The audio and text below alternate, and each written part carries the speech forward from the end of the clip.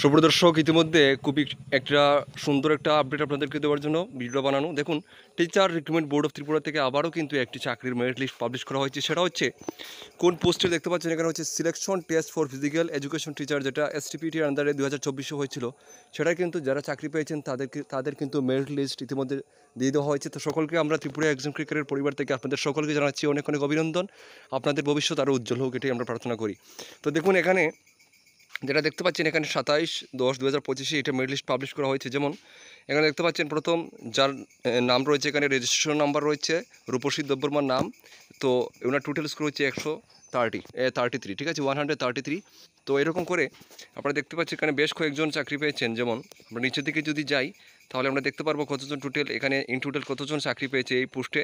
In total এখানে দেখতে পাচ্ছেন 106 জন কিন্তু এই পোস্টের জন্য সিলেকশন পেয়েছেন, মেরিট লিস্টে, ফাইনাল মেরিট লিস্টে নাম এসেছে।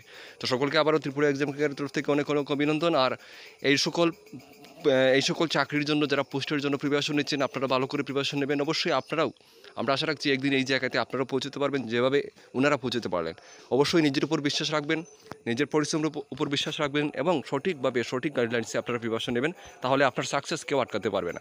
আমি এখন বর্তমানে কিন্তু আমার বাড়িতে না, আমি একটু বাইরে আছি, সেই জন্য আপনার ব্যাকগ্রাউন্ডে কিছু মানে অন্যরকম সাউন্ড পেতে পারেন। আপডেটটা পাওয়ার পরে আপনাদের কাছে আমার পৌঁছানোর দায়িত্ব, সেজন্য পৌঁছালাম। তো অবশ্যই যদি ভিডিওটি ভালো লাগে থাকে, অবশ্যই আপনার চ্যানেল নতুন হলে অবশ্যই সাবস্ক্রাইব করে পাশে থাকবেন, ফেসবুক পেজটি ফলো করে দেবেন।